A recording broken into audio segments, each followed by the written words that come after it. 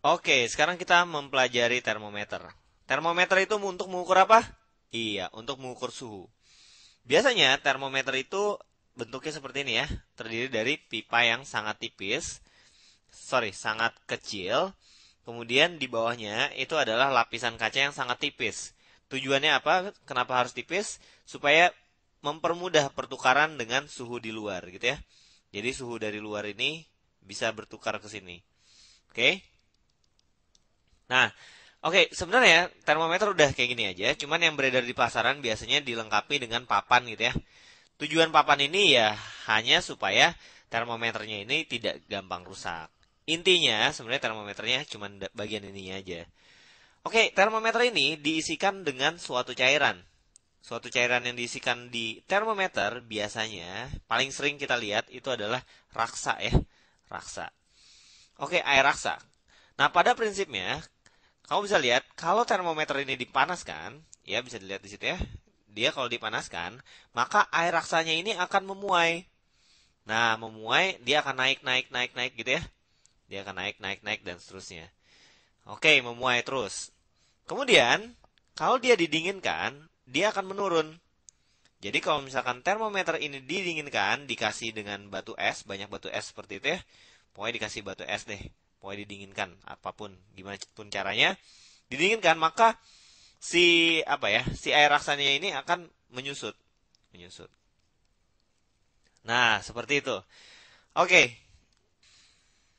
Kemudian dari sini kita bisa lihat bahwa kita bisa memperkirakan nih. Misalkan di sini, misalkan ini titik nol misalkan.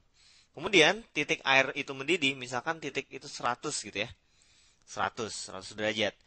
Nah, berarti kita bisa membuat termometer dari 0 sampai 100, kita tambahin aja skalanya, kira-kira berapa gitu ya. Dibagi dengan berapa dan seterusnya.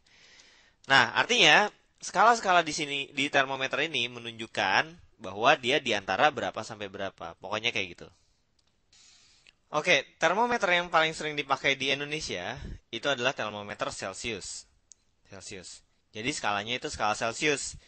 Dia mengukur titik. Jadi kalau misalkan suatu air itu akan menjadi es, artinya titik buku air itu adalah titik berapa derajat? Oke, dia adalah titik 0 derajat Celcius.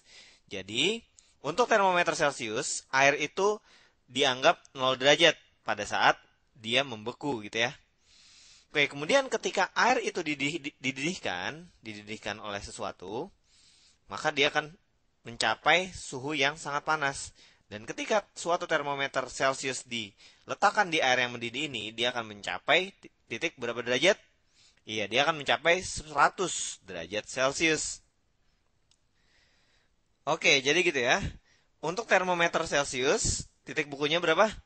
Oke, Celcius. Titik buku. Titik bukunya itu adalah iya, 0 derajat. Sementara titik didih air itu adalah iya, 100 derajat.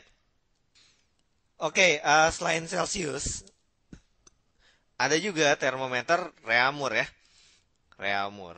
Reaumur ini titik bukunya sama 0 derajat juga. Tapi titik didihnya berapa?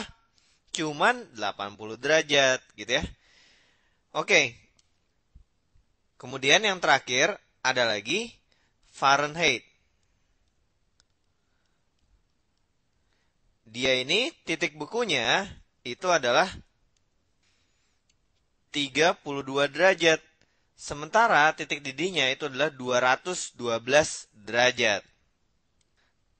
Nah, akibat dari perbedaan-perbedaan ini nanti akan membahas bagaimana melakukan konversi antara Celcius ke Reaumur ke Fahrenheit dan seterusnya gitu ya. Contohnya, 36 derajat Celcius itu sama dengan berapa derajat Reaumur dan sama dengan berapa derajat Fahrenheit. Nanti kita akan bahas itu, oke? Sekarang segini aja dulu.